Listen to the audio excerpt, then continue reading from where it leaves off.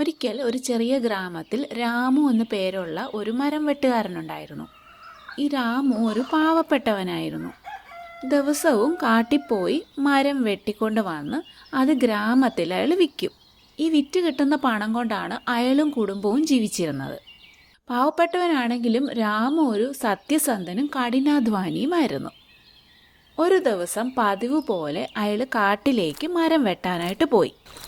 അവിടെ ചെന്ന് ഒരു നദിയുടെ കരയിലുള്ള മരം വെട്ടാനായിട്ട് തുടങ്ങി. കുറച്ച് കഴിഞ്ഞപ്പം അയാളുടെ കയ്യിൽ നിന്ന് ഈ കോടാലി അബദ്ധത്തിൽ വഴുതി വെള്ളത്തിനകത്തേക്കങ്ങ് വീണു.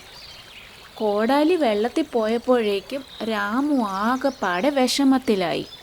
അയാൾ അവിടെ ഇരുന്ന് കരയാൻ തുടങ്ങി.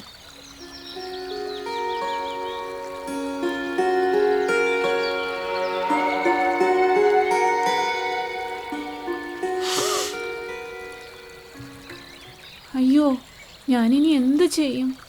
എൻ്റെ കുടുംബം പട്ടിണിയായി പോകുമല്ലോ. ആകെയുള്ള ഒരു കോടാലിയായിരുന്നു. രാമുവിൻ്റെ കരച്ചിൽ വനദേവത കേട്ടു. വനദേവത അയാളുടെ മുമ്പിൽ പ്രത്യക്ഷപ്പെട്ടു.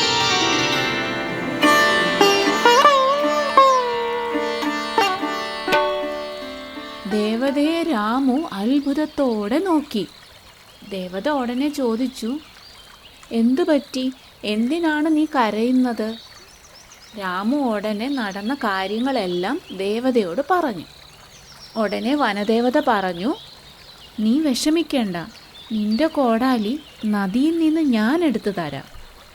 ഇതും പറഞ്ഞ് വനദേവത വെള്ളത്തിനടിയിലേക്ക് പോയി. എന്നിട്ട് തിരിച്ച് ഒരു കോടാലിയുമായിട്ട് വന്നു. അതൊരു സ്വർണ്ണ കോടാലിയായിരുന്നു. എന്നിട്ട് രാമുവിനോട് പറഞ്ഞു, ദാ നോക്കിക്കേ, നിന്റെ കോടാലി കിട്ടി. സന്തോഷമായില്ലേ? രാമു നോക്കിയപ്പം വനദേവതയുടെ കയ്യിൽ ഒരു സ്വർണ്ണ കോടാലി. ഉടനെ രാമു പറഞ്ഞു, അയ്യോ, ഇതല്ല എൻ്റെ കോടാലി. ഇത് നിന്റെ കോടാലിയല്ലേ? ശരി, ഞാൻ നോക്കട്ടെ എന്ന് പറഞ്ഞ് വനദേവത വീണ്ടും നദിയിലേക്ക് മുങ്ങിപ്പോയി. എന്നിട്ട് ഒരു വെള്ളി കോടാലിയുമായിട്ട് തിരിച്ചു വന്നു. ഇത് കണ്ടപ്പോൾ രാമു പറഞ്ഞു, അയ്യോ, ഇതും എൻ്റെ കോടാലിയല്ല. ഓ, ഇതും നിൻ്റെ കോടാലിയല്ലേ? ശരി എന്നും പറഞ്ഞ് വീണ്ടും വെള്ളത്തിലേക്ക് മുങ്ങിയിട്ട് രാമുവിൻ്റെ കോടാലിയുമായിട്ട് തിരിച്ചു വന്നു. ഇത് കണ്ടപ്പോഴേക്കും രാമുവിന് വളരെ സന്തോഷമായി. അയാൾ ഉടനെ ദേവതയോട് പറഞ്ഞു, ആ, ഇതാ എൻ്റെ കോടാലി, ഇതാണ്.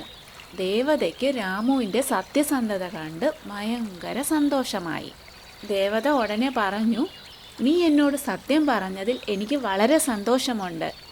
നിന്റെ സത്യസന്ധതയ്ക്ക് ഈ 3 കോടാലിയും സമ്മാനമായിട്ടിരിക്കട്ടെ. ഇത് കേട്ടപ്പോൾ രാമുവിനും വളരെ സന്തോഷമായി. വനദേവത ഈ 3 കോടാലിയും രാമുവിന് കൊടുത്തു. എന്നിട്ട് അവിടെ നിന്ന് അപ്രത്യക്ഷയായി.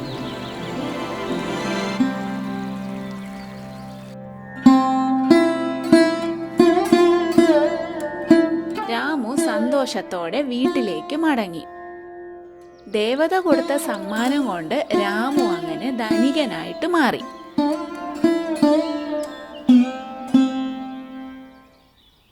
ഇതെല്ലാം കണ്ട രാമുവിൻ്റെ അയൽക്കാരൻ വിചാരിച്ചു, ഒന്നുമില്ലാത്ത ഇവൻ എങ്ങനെയാണ് ഇത്ര പെട്ടെന്ന് ധനികനായി തീർന്നത്?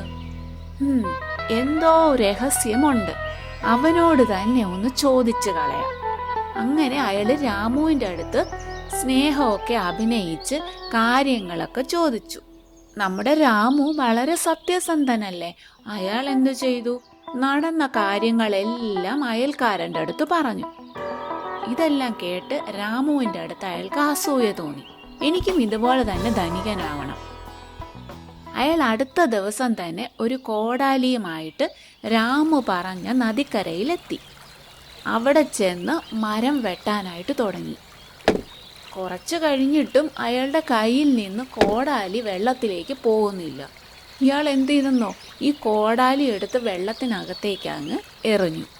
എന്നിട്ട് വിഷമം അഭിനയിച്ച് അവിടെ ഇരുന്ന് കരയാൻ തുടങ്ങി. ഇയാളുടെ കരച്ചിൽ കേട്ട് വനദേവത അവിടെ പ്രത്യക്ഷപ്പെട്ടു. അയാളോട് കാര്യങ്ങളെല്ലാം ചോദിച്ചു. അയാളപ്പം എൻ്റെ കോടാലി വെള്ളത്തിൽ പോയി, എന്നെ സഹായിക്കണേ എന്ന് ദേവതയോട് പറഞ്ഞു. വനദേവത എന്ത് ചെയ്തു? വെള്ളത്തിൽ പോയി ഒരു സ്വർണ്ണ കോടാലിയുമായിട്ട് തിരിച്ചു വന്നു. ഇത് നിൻ്റെയാണോ എന്ന് ചോദിക്കുന്നതിന് മുമ്പേ ഇയാൾ ചാടിക്കേറി ദേവതയോട് പറഞ്ഞു, ആ ഇതാ എൻ്റെ കോടാലി, ഇത് തന്നെയാണ് എൻ്റെ കോടാലി. കള്ളം പറയുന്ന കേട്ടപ്പോൾ ദേവതയ്ക്ക് ഭയങ്കര ദേഷ്യം വന്നു.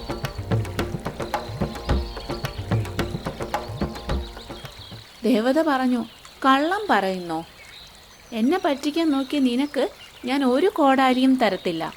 അതുമാത്രമല്ല, ഇനി മുതൽ എന്നും നീ ഒരു പാവപ്പെട്ടവനായിരിക്കും. ഇതും പറഞ്ഞ് ദേവത അവിടെ നിന്ന് അപ്രത്യക്ഷയായി. എന്തു ചെയ്യാനാ, ഉള്ള കോടാലിയും പോയി.